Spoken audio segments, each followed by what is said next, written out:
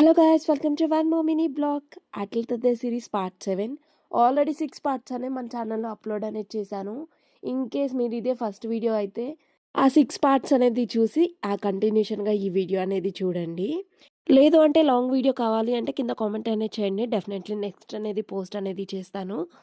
పూజ అనేది అయిపోయిన తర్వాత తీర్థ ప్రసాదాలు అనేది తీసుకున్న తర్వాత నెక్స్ట్ ఘట్టం ఇది.